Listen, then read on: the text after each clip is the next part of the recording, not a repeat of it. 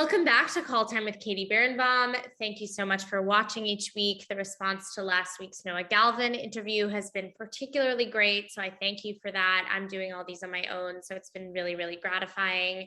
But I think you're going to love my guest today just as much. So without further ado, let me introduce the wonderful actor, Marcus Choi. Marcus, how are you? Hey guys, well, this background is weirding me out. The blur. I think it's good. It looks like we can't place where you are, which is, I guess. Yeah, I like it, but like this Yes. depth thing is weirding me. But Yeah. tell us, you're Marcus, as I'm going to say when I introduce you, you're on the Hamilton national tour. So you were just telling me you're in Atlanta, correct? Yes. I'm with the Philip Company of Hamilton, and we started back at rehearsals about 3 weeks ago. We just finished our third week, and yesterday was our first day of tech in the theater. So it was just like, it's such an amazing feeling of actually being in the theater again, and I just love it. It's like, it just feels like home to me. You know what I mean? Like standing in the wings, backstage where it's all dark, just for some reason, standing on the deck of a theater or of a stage just feels so like comforting. Yeah. But we're in Atlanta and we open next Sunday. So exciting. And then you were saying you play there for like 5 weeks. Yeah, it's a 5-week run. In total, we will have been here for like 9 weeks. Well, I will. Before we get into all that, let me take a moment to introduce Marcus for those who may not be familiar. Obviously, Marcus is in the Philip Company of the Hamilton National Tour right now, playing George Washington, which, as we're saying, is particularly exciting. One of the first companies to be going back to work in this kind of crazy moment right now, and we're going to discuss all of that. His other Broadway credits include Miss Saigon, Flower Drum Song, The Times They Are Changing Allegiance, and the Christina Applegate Sweet Charity. And he's performed at City Center Encores, Pasadena Playhouse, and East West Players, among other regional and off-Broadway theaters. On the silver screen, he's guest starred on Chicago PD, Homeland, the OA, and the films Isn't It Romantic and Can You Ever Forgive Me? This incredibly impressive resume, and having recently worked with him, I will add that he's also a joy to have in the room, or rather in the Zoom room, because that was the case with us. Any big credits that I've missed in your resume? Jeez, it's when you say these things, I'm just like, who is this guy? It's incredibly humbling. Like, Yeah, wow, that's crazy. You need to do more of these, I guess. We got to get you on the booking circuit, so you just keep getting reminded, because it is impressive. I want to start at the beginning. Sure. I read that you were born in Toronto and then moved to Fullerton, California. So what was your first exposure to theater or film that really left like an impact on you? So like, we didn't really go see shows when I was a kid. You know, immigrant parents. So they just weren't really, like, the arts were not a priority in the house as far as exposure went. Yeah. I grew up in the church, and so there was a lot of like church performances and like choirs and you know, skits and stuff like that. But I would say, you know, growing up, the things that kind of left the biggest impressions were movie musicals, right? You know, certainly West Side Story was one. I was like, what is this, right? Yeah. People dancing, like fight dancing, and I'm like, is this is such a thing? And like the music was beautiful, and but I think that the movie that really kind of left its mark on me was White Christmas. And you look at White Christmas as a Christmas movie, but like it's still an incredible musical. Yeah. You know, so that's, you know, that's definitely one of my yearly watches whenever the holidays come around. But yeah, I would say movie musicals really kind of, you know, did it for me. And then, you know, Lion King, Little Mermaid, Aladdin, Right. like when all those movies started to explode in the 90s, I was all about it. And then I got a chance to work with Lea Salonga, right? And I was like, oh my God, it's the voice of Princess Jasmine. This is the voice of Milan. You know what I mean? I was like, oh, it was so, and you know, she's just such a wonderful person, and yeah, it was such a, like I said, you know, like a crazy experience where I'm like, did that, like, who is this guy? And like, how the jobs that he's done, like, I'm it's weird because I'm like, you know, the amazing jobs. It's not that, but like when I think about it, I'm like, wow, in my early 20s to like do a show like Flower Drum Song and work with Leia, like the gravity of it, you know, it's like it's wild. Especially for someone who, as you say, the arts weren't necessarily emphasized in your upbringing. It can Mhm. feel like an especially huge jump or accomplishment that now you've made a career and a life around it. Sure, Was sure. there a moment, like at what point were you able to say to yourself, even though you were growing up with, you know, Disney and movie musicals and stuff, where you were like, okay, that maybe this is actually a real possibility for a career? Right, right. I guess I was lucky. In high school, I had a drama teacher, um, Mary Corella Wishi. Uh, she and I got super close, and I was so lucky to have the opportunity to work with a teacher who tried her best to work against stereotype, Mhm. right? And to just encourage and foster, right? And so it was probably like my junior year of high school. So like my sophomore year, I did the musical. I just auditioned on a whim and I got it. And I just like I started to feel like during rehearsals, I was like, wow, I didn't grow up taking dance classes, no voice lessons, and I just started kind of taking drama in high school just as a fun elective, right? And then I just realized I was picking up choreography and picking up direction just as fast as people who had been doing it their whole lives, right? And so I realized I was like, oh, this is maybe this is something that I'm supposed to do. Because you know when I was growing up, I played a lot of sports, but like I was always just like a decent athlete, you know. But as soon as I stepped into the theater, I finally found something that I excelled in, you Yeah. know.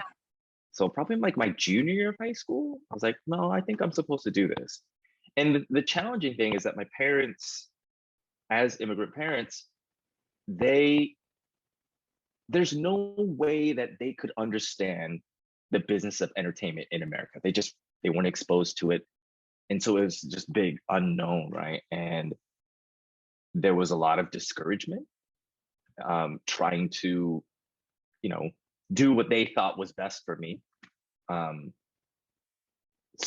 there was a lot of resisting very early on because they thought maybe it was just like a hobby or a whim. Um, but I was lucky because at a very early age, I knew what I wanted to do, you know. So yeah, I'd probably say like somewhere around high school. Yeah. Yeah, my junior year. Yeah. And then did you end up going to college for theater or did you go straight to New York?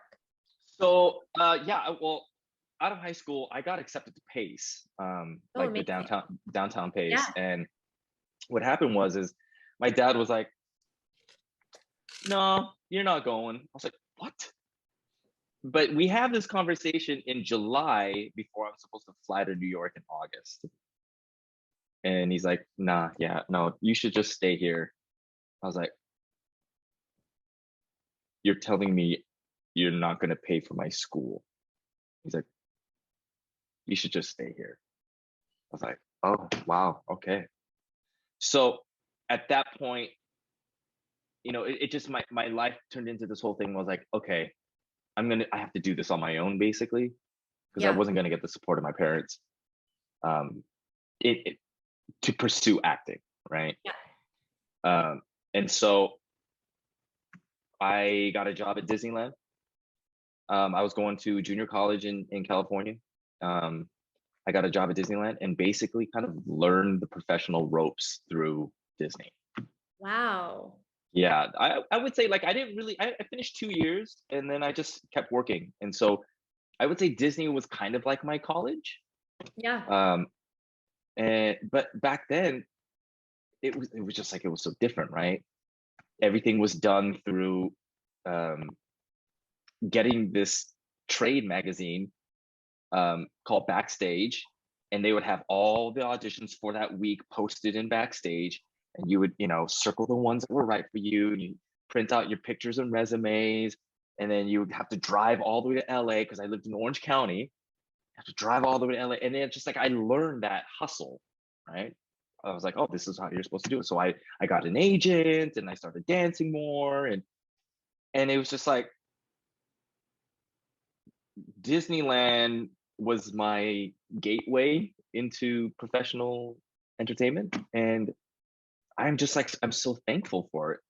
It's so interesting that like your exposure originally to even like the genre of musical theater was Disney movies, and then your first actual like Right. job experience was at Yeah. Disneyland. And Yeah. I feel like a lot of people in our industry sort of like poo-poo those kinds of Yeah. jobs, and Yeah. I think that's actually a mistake. I mean, obviously, if Yeah. the conditions Yeah. are like bad and everything, but it sounds like you really learned a lot, learned by doing. It seems Yeah. like. Yeah. And I think that's the best way to learn, right? Especially as like a teenager, you're getting paid and you're Yeah, learning the business, right? yeah. But the first show that I did at Disneyland was the Hunchback show, and it was like an incredible experience. There were incredible performers on that show. People who have been on Broadway, who continue to work. Like one of my closest friends that I worked with for the first time that summer was Eden Espinoza. Wow. And we were in the show together, and it's just like throughout the whole year, like we kind of grew up in like neighboring cities. Um, and just like she's like family, because we go so far back. That's But that's a kind of excuse me, it's a kind of talent that Disney fostered. Like Stephanie Block grew up singing and dancing at Disneyland. yeah, You know, totally. No, I yeah, think it's a mistake when people sort of brush past that, but because I think yeah, it's clearly and evidence shows an amazing opportunity. When did you right. decide to make, and how did you decide to make the transition to New York eventually? So while I was in LA, I was fortunate enough to audition and book the out of town tryout for Flower Drum Song. Oh, amazing. Yeah, so they put it up at the Mark Taper. So I did that. And then I think it was a limited run. I think we ran for like 4 months or 3 months and then was extended 4 months. So it was really short. And then we had the summer off. And then in 2002, it debuted on Broadway. So that's what basically took me to New York. And I was like, there's no way I'm not going to do this. Yeah.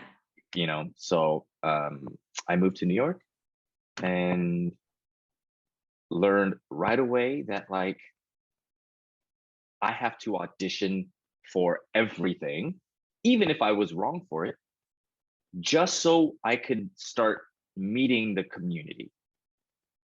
You know what I mean? So there's so many people that I was coming up with at the same time that were jumping from show to show to show to show, right?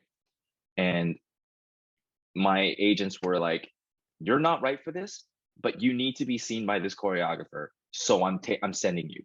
I'm like, "Okay, great." I kind of knew, I had the feeling that Flower Drum Song wasn't gonna be like a long running show. Mhm.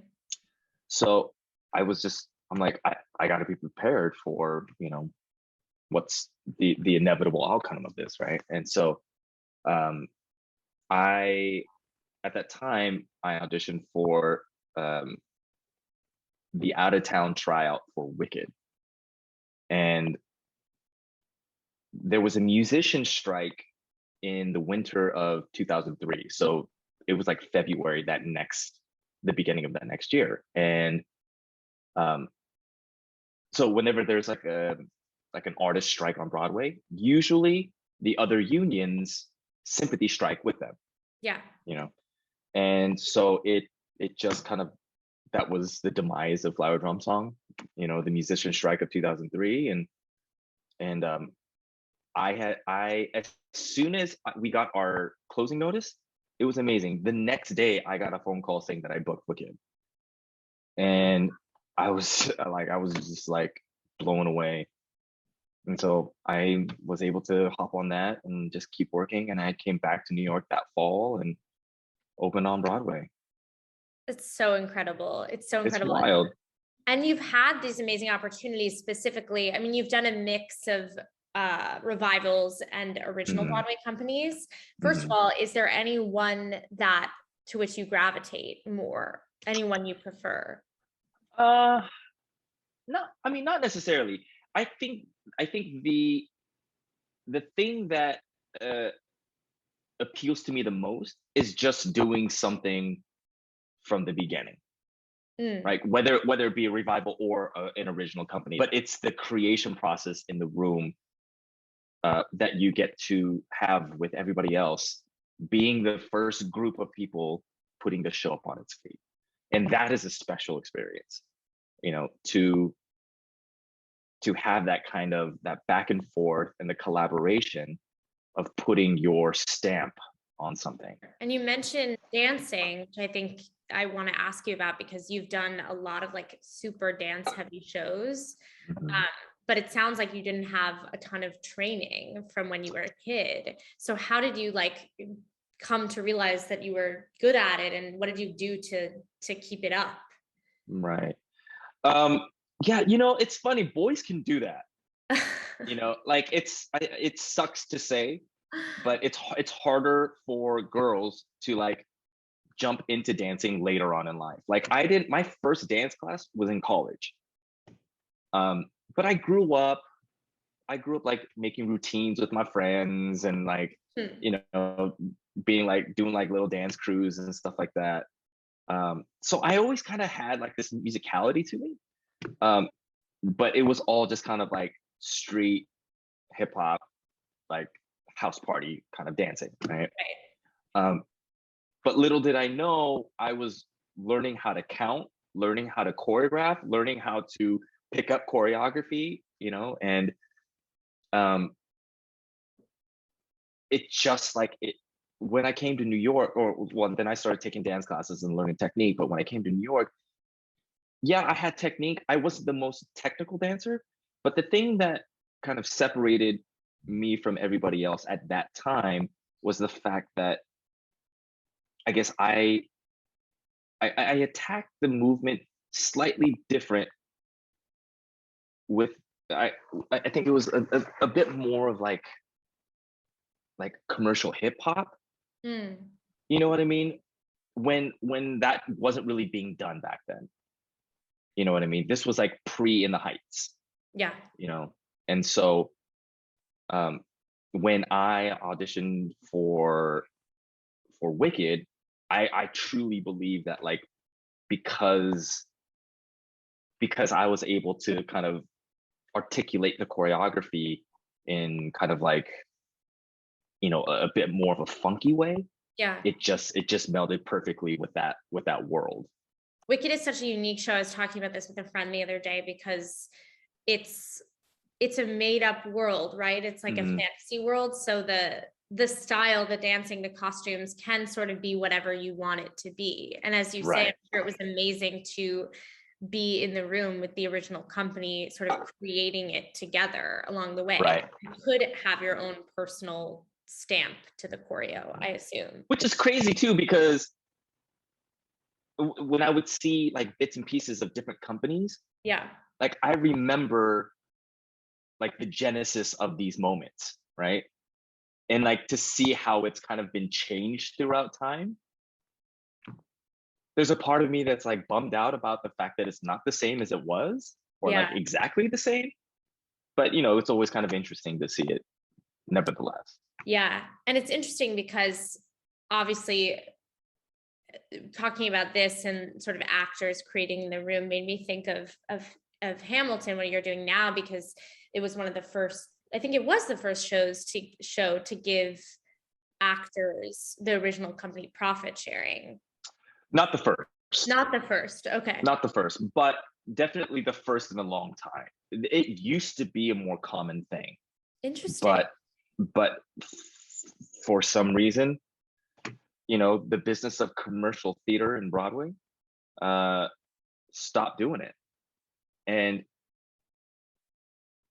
yeah, I guess back in the day, it was just like an assumed thing that this is what happened. Yeah. But yeah, shows stopped doing that. And it's unfortunate because, performers are on the bottom of the totem pole. And I would say dancers are on the lowest rung. And so it's hard to even make a living wage in New York City as a dancer on Broadway. Like, you work your life so hard to get to that point. And even when you get there, you're barely scraping by. Yeah. You're making a living wage, but you're barely scraping by. So to get that point, especially with a mega hit like Hamilton, it was huge. SAG and AFTRA, or TV and film, that's just built into the culture, the residual effect, right? So many actors are able to maintain a lifestyle, maintain their bills, or maintain their health weeks through residuals. And it's unfortunate that theater has the culture of theater has let that go. Even in the pandemic, I remember talking with a bunch of people about the different unions, and obviously TV and film, just there's so much more money involved, so they are able to offer people more health weeks, able to shut down when someone tests positive for COVID and then restart, where it's much harder in theater. And you've done a fair amount of TV and film, so I want to ask, like, how did that start? Were you always like, I want to do that too?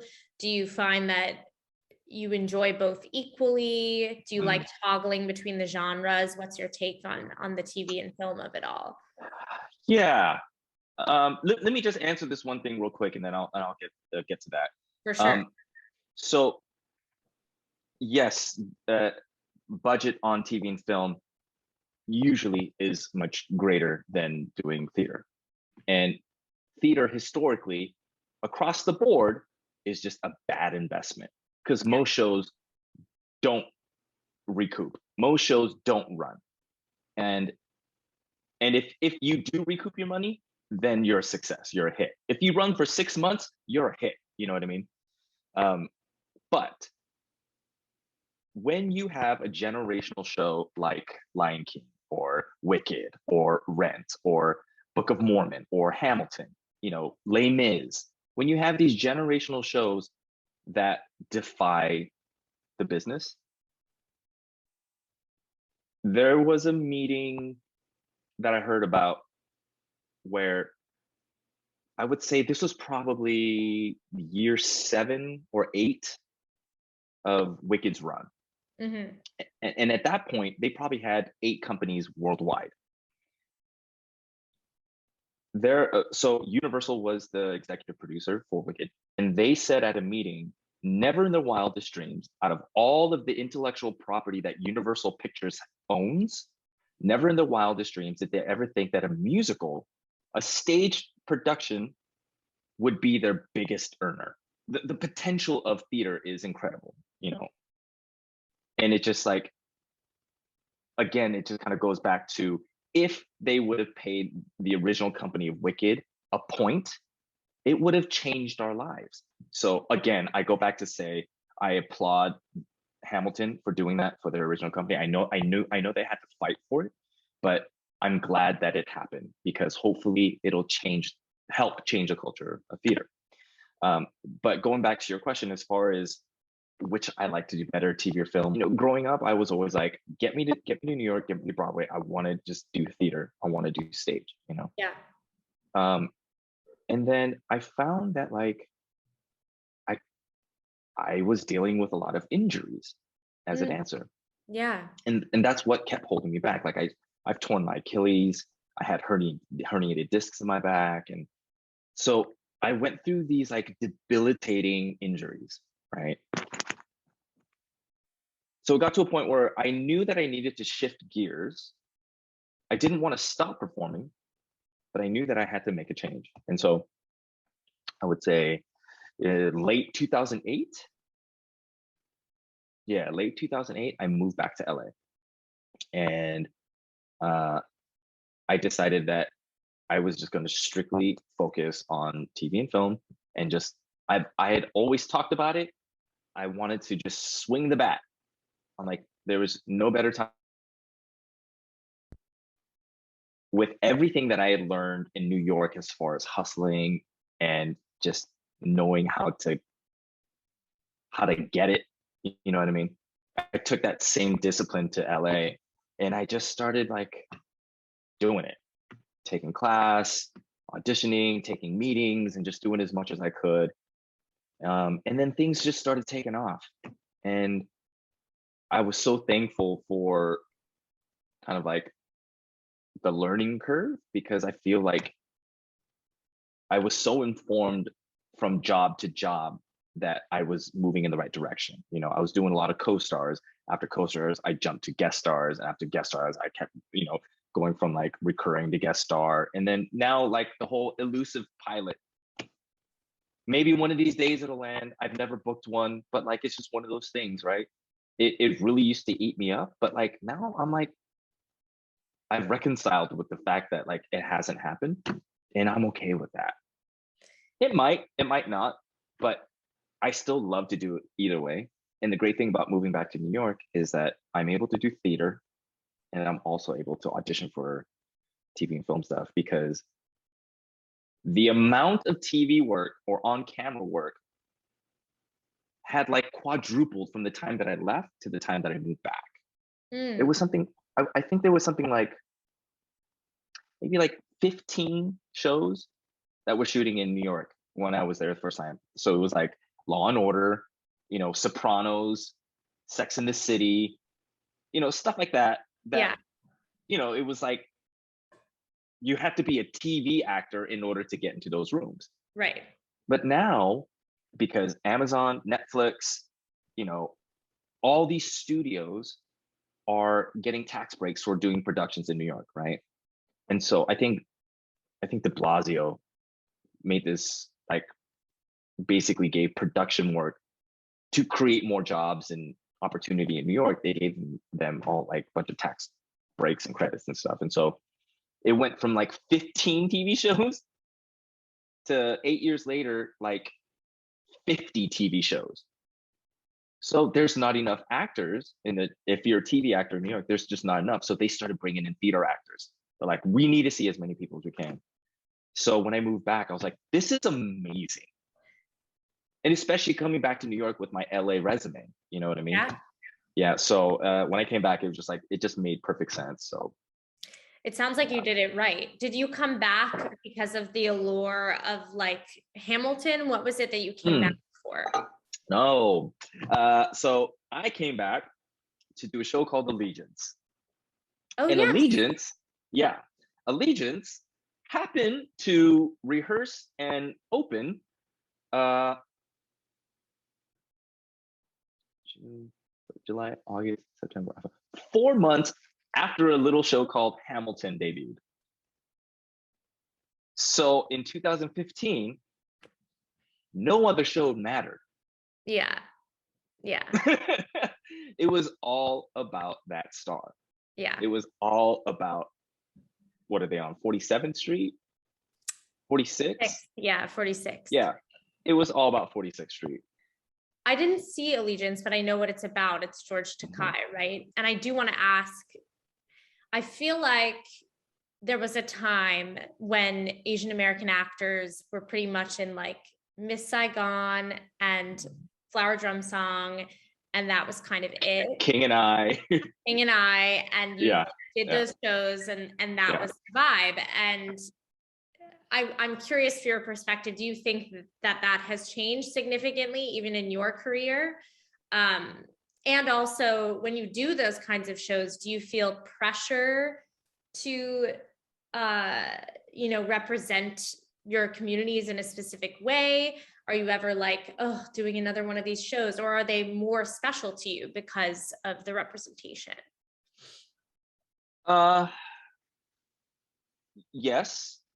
um, I think the thing with Asian shows and like the opportunity of work as an Asian artist Mm, is definitely improved.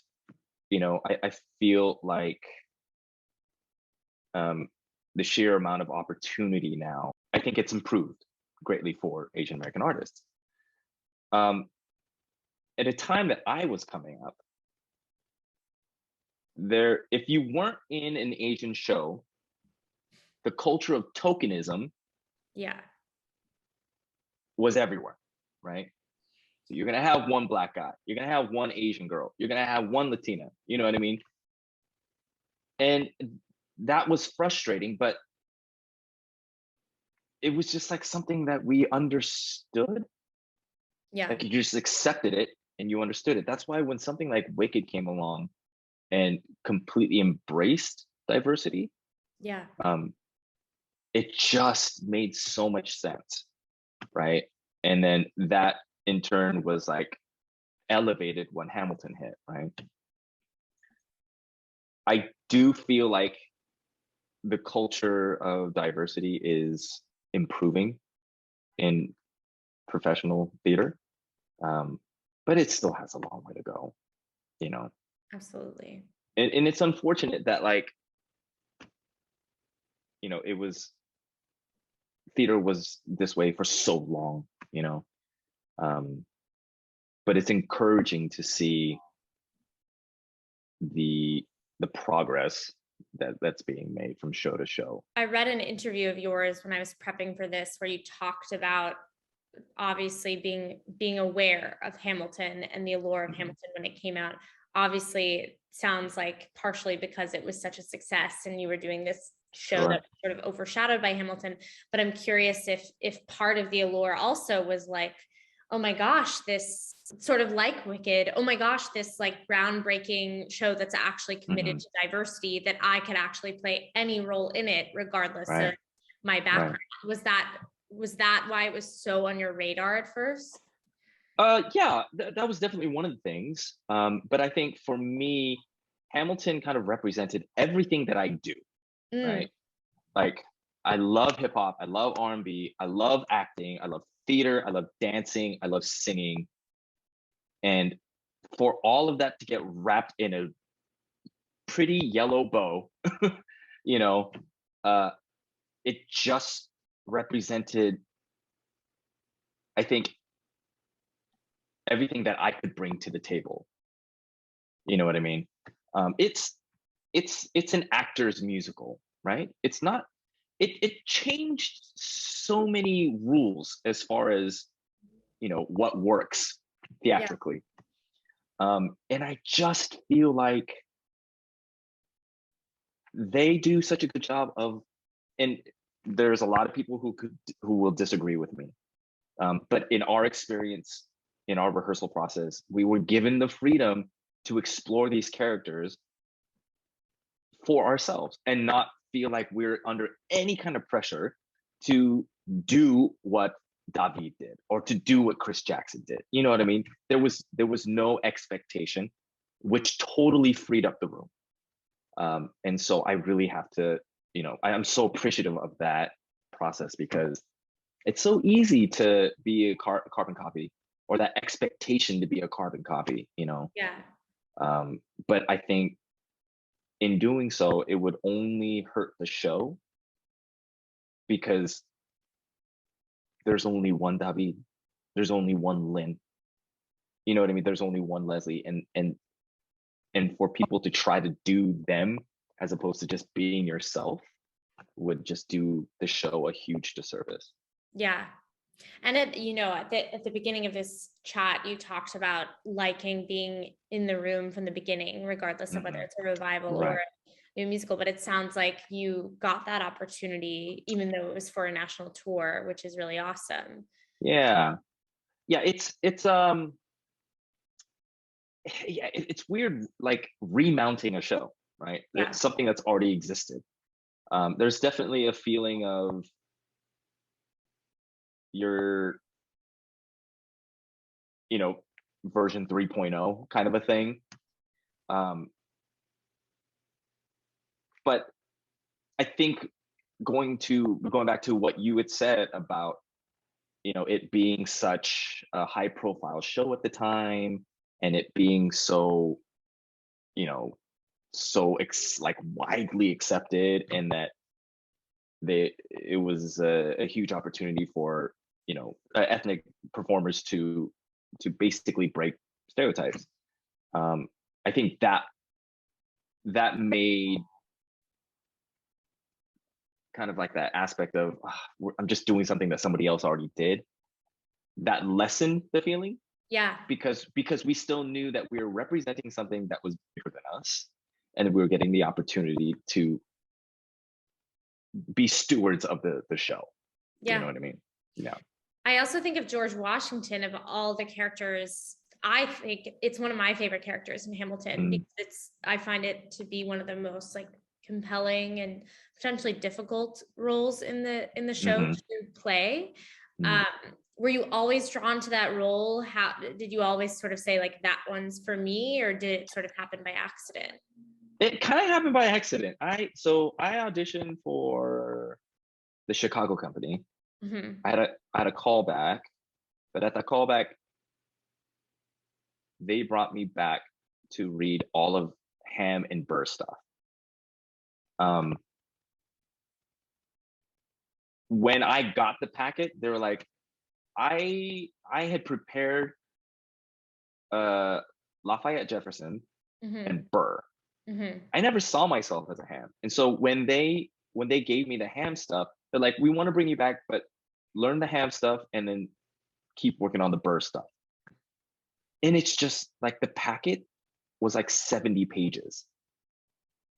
You know what I mean? It's it's staggering the amount of work that is required just to audition for this show. And so I didn't end up booking it, and so like I kind of like I let it go. I was like, you know what, it's just not my opportunity to do the show.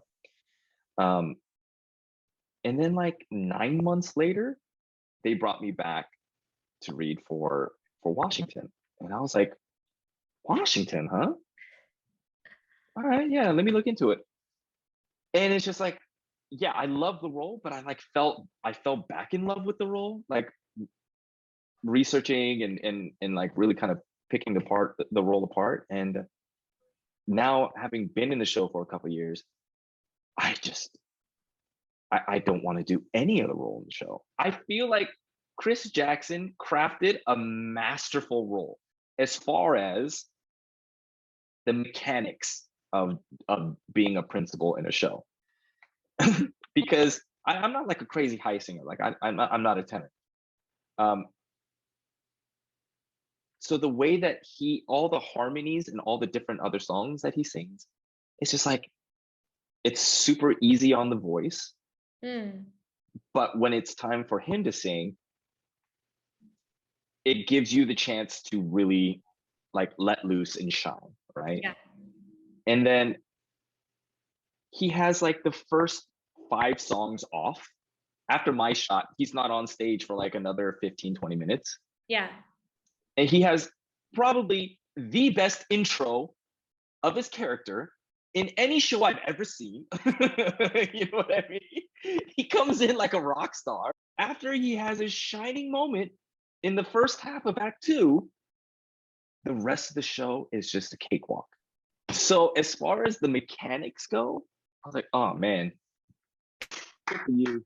Good for you, C-Jack. You did a masterful job of crafting this role. Before we end, I want to ask, we've sort of run the gamut of your resume. You've done, big old traditional musical revivals, new musicals, TV, film. Do you have any specific career goals as you look forward to the future, or have you sort of learned that it's going to happen sort of accidentally or naturally? I think certainly from everything that socially and racially we struggle with for the past 2 years, I know that it takes uh, ethnic voices to tell ethnic stories. Yeah. And I think a goal that I'm really trying to be diligent about is writing my own material and just kind of getting my voice out there, just to throw in the mix, because I think it's important to tell our stories. You know, it's important to have representation. And so, yeah, I'm always so excited when I see my friends making big moves, because it just means it's better for the collective. You know, like I was having a conversation with a buddy the other day. He's an actor. He's been in so many things, but he is producing now, you know, producing a lot more. And I just like, I'm so encouraged by, you know, my colleagues when they are just steering the ship and like going, you know, and I applaud them, because it's not easy, you know. It's safer as like as an actor just to be like, oh, you know, I'm just going from audition to audition and, you know, do my thing. Yeah. But when you project your voice artistically, I think that I think the ripples reach further, definitely, you know. And so that's something that I'm trying to be diligent about, just writing and producing my own stuff. Yeah. That's great. I can't wait to see what you end up working on. Nice. And sort of similarly, do you have advice for any young aspiring performers who may be watching, and particularly any young Asian Americans hoping to break into an industry that I think traditionally, as you said, could have seemed a little more closed off to them?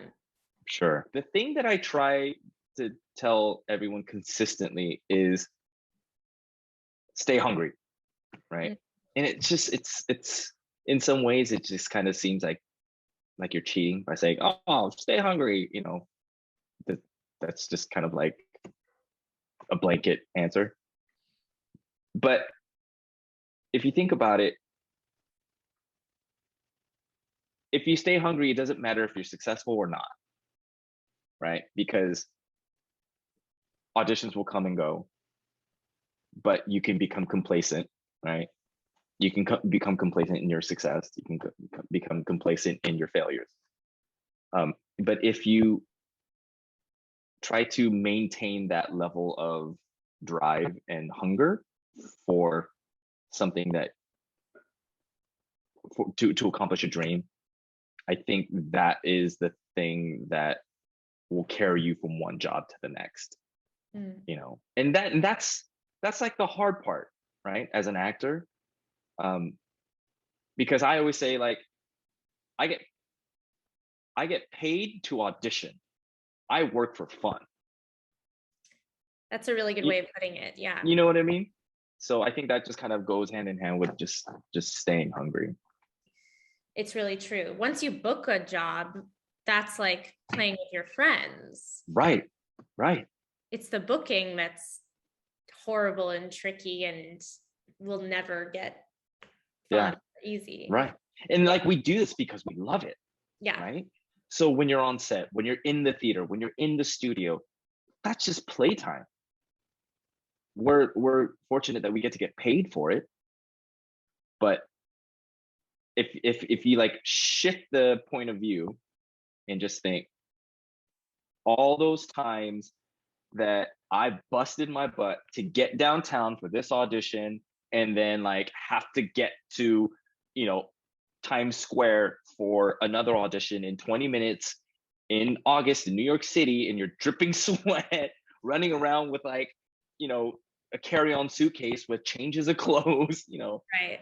Like, those are the moments that you're putting in the work to have fun and get paid for it. Totally. It's definitely a crucial shift to make in your mind that that the playing, the acting is the reward, and the other stuff is the actual work. Yeah. I always end my shows with a segment that I call the Thank You Five segment, which is just 5 rapid fire questions. So just answer the first thing Okay. that come to the top of your head. Okay, I'm just going to preface this with I'm not very good at these, but let's do it. That's okay. You can always plead the fifth. It's all good. Favorite Broadway musical that you've done? I would say my favorite is probably Flower Drum Song because it was my debut. And I'm still so very close to that cast. Yeah. This is just a sidebar. I just wanted to recognize somebody who just passed away recently. His name is Alvin Ng. He was in our show, but he was also he was an older actor. He played Uncle Chin in our show in Flower Drum Song. But he has been an actor, or he was an actor for like 60, 70 years. He is of the generation that truly blazed the trail, like auditioning for Asian musicals when they were only hiring white people. He was like such an amazing person, a beautiful spirit, always singing. He's like one of those old Broadway guys that always knew a line from a song from a word that somebody just said, and just like always singing, and just such a wonderful person. And yeah, I just want to give a shout out to Alvin because he was such an amazing person, and he passed away recently. But I would say thank you. But Flower Drum Song is probably my favorite. But yeah, I mean, they're all kind of special in their own way, Totally. I do think though that we all reserve a special place in our hearts for like the show that sort of changed things, especially Sure. if you get particularly close with a company. That's the true magic, as we said. Yeah. It's playing around with your friends. Next, do you have any sort of crazy horror stories from doing national tours, or out of town tryouts could count? Hamilton's my first tour. Wow, yeah. So I haven't been able to kind of experience that tour life. And I feel like if I'm going to do any tour, this is the one to do. Oh, yeah. You know what I mean?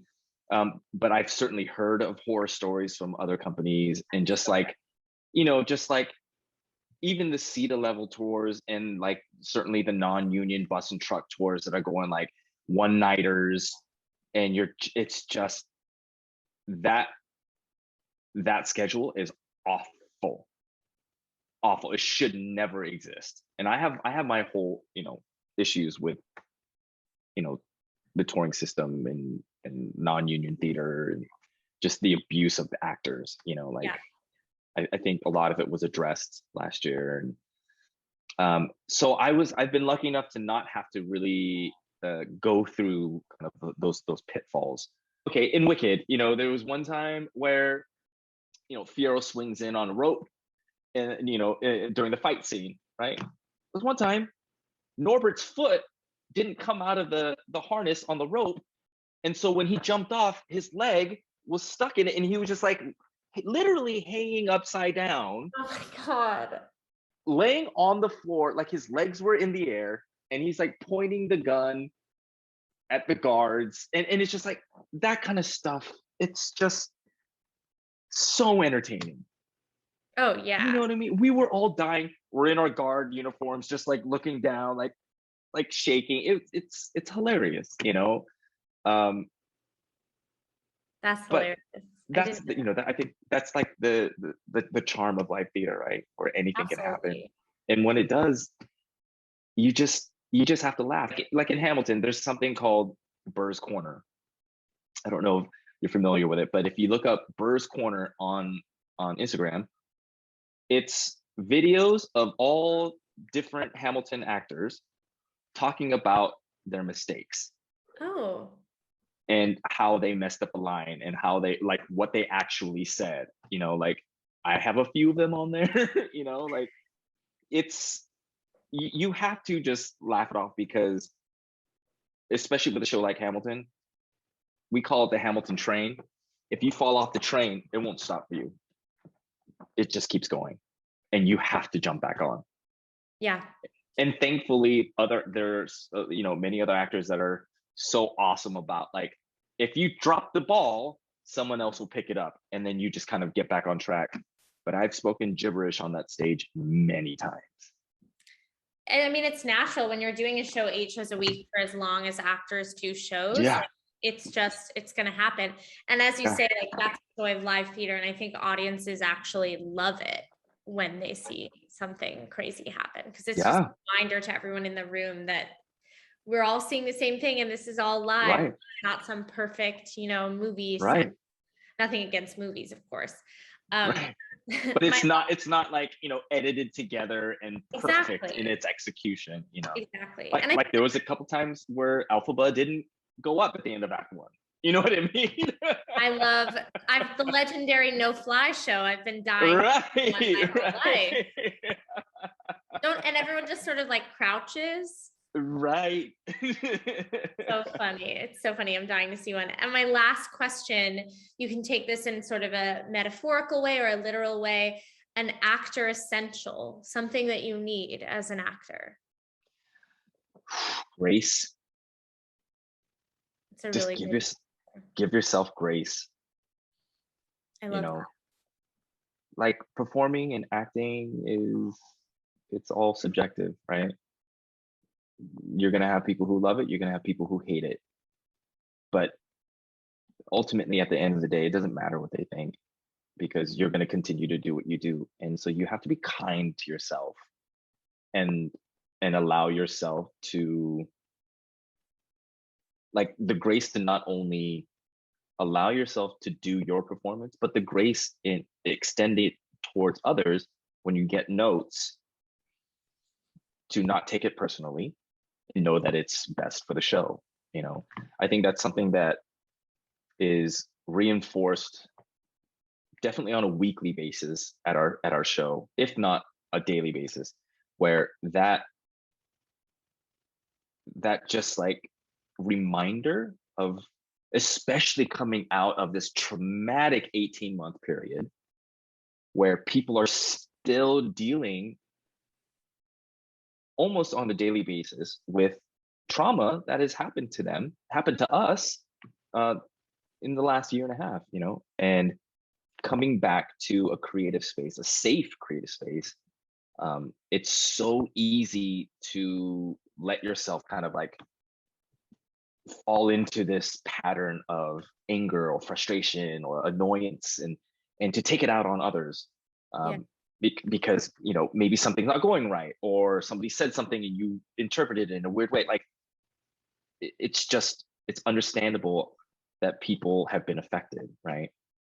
And so I think it's a good reminder to give yourself the grace to be okay with where you're at and deal with whatever you're dealing with, but extend that same feeling of love and forgiveness towards others as well, because we're all just trying to figure out this new normal. We're trying to navigate through this new time, this post-COVID world, or like present COVID world that just won't go away. And so I think it's just like, it's so important as a reminder to everybody out there, just like, please stay healthy, please wear a mask. I know it's weird. I don't understand the stigma behind wearing a mask, because in Asia, masks are just part of everyday culture. Like in the wintertime, people wear masks, and it like cuts the flu numbers dramatically, right? And so I know a lot of it is politically charged, this whole mask wearing stigma. Like I've heard people say that it infringes on their constitutional rights, and like I guess I understand where you're coming from, but I think people are just making way too big of a deal over something that doesn't deserve that kind of attention.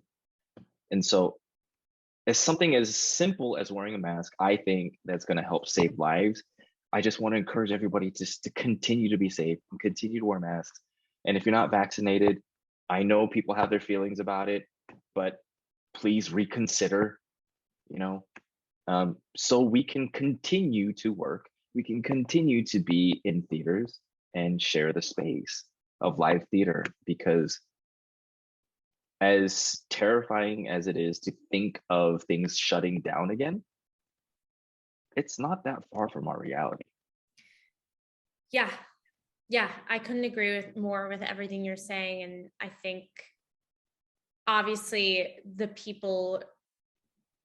medical industries obviously have been so affected, and people who have lost loved ones, of course, I can't even imagine. But I think people do forget that theater is one of the single most affected industries. And I don't know how you can, I don't know how you can ethically call yourself like a member of the theater community and not care about getting vaccinated or wearing a mask.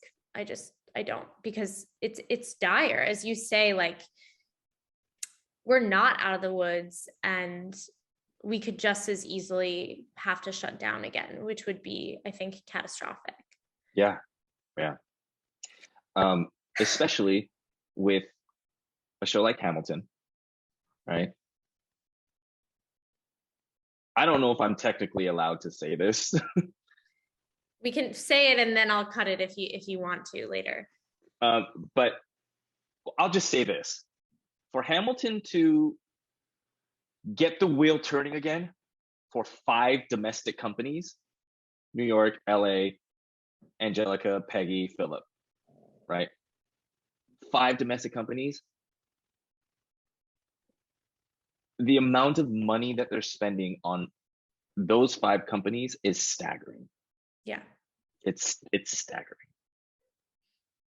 So it's like one of those things where it's like, okay, we're doing it. Can't go back.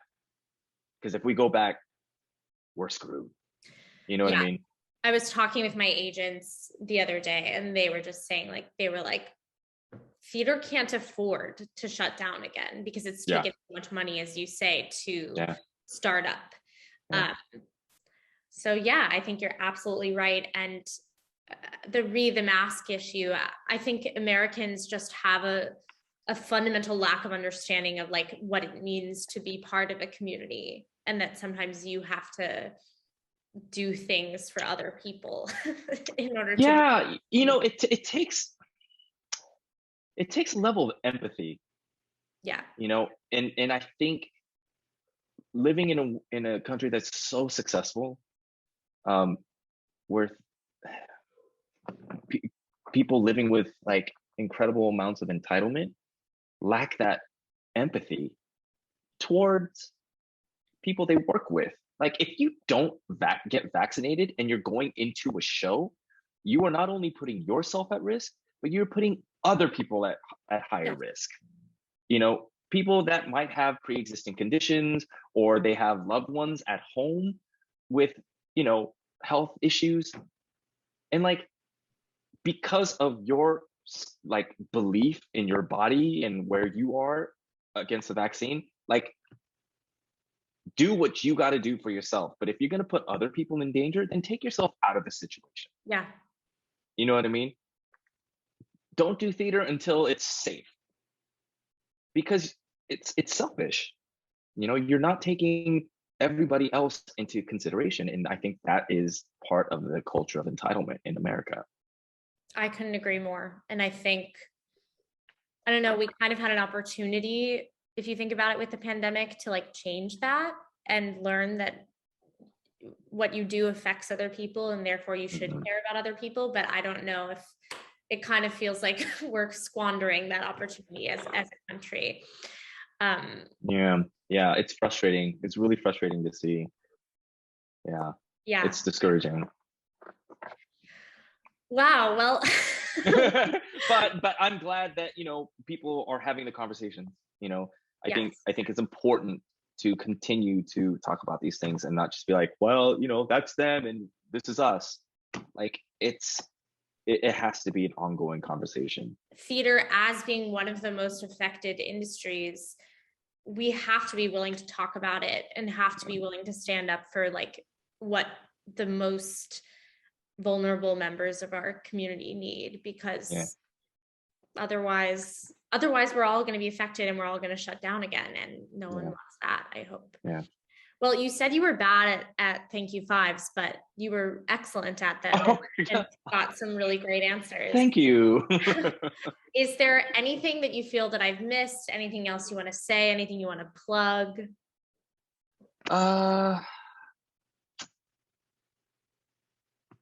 No, you did a fantastic Oh, job. well, you did a fantastic job. I really enjoyed the conversation. It was great getting to know you better. I think people will feel more informed and feel that they've gotten to know you. I also encourage anyone, if you're in Atlanta, go see Hamilton, wear a mask, but go see Hamilton. Yeah. It's Also anybody in Atlanta that has, restaurant suggestions, please send them my way. Absolutely. My cousin lives in Atlanta, so maybe Cool. we can offline about that. Nice. She's there for 8 years. Well, this was wonderful, Marcus. Thank you so much. It was truly a pleasure. Thank you for watching Call Time. We'll be back next week with another soon to be announced amazing guest. It's always the highlight of my week.